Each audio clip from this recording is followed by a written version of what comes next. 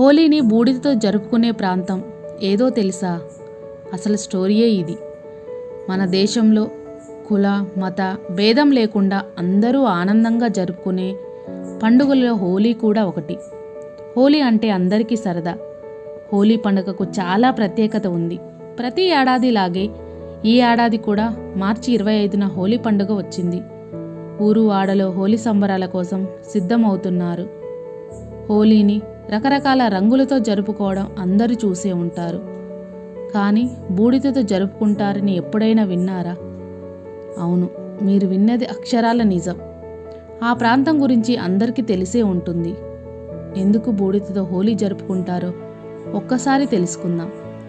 అదెక్కడో కాదు, మన దేశంలోనే మహా పవిత్ర స్థలమైన కాశీ. ఇక్కడ హోలీని బూడిదతో జరుపుకుంటారు. అలా జరుపుకోవడం వెనుక పెద్ద చరిత్ర ఉందని చెబుతున్నారు.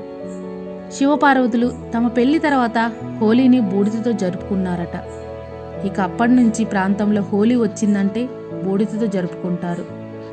హోలీ రోజున అక్కడ ఉండే సాధువులంతా కలిసి భజనలు చేస్తూ శివయ్యకు పూజలు చేస్తారు.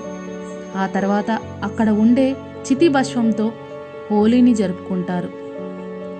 మరో చరిత్ర కూడా ఉంది. శివపార్వతుల వివాహం ఎలా జరిగింది అన్న విషయం అందరికీ తెలిసిందే.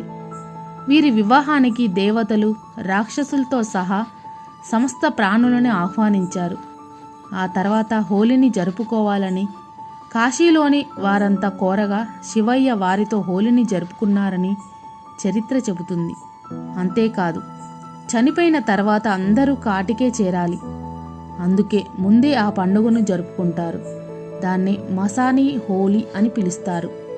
అందుకే అక్కడ హోలీ వేడుకలను బూడిదతో జరుపుకుంటారు.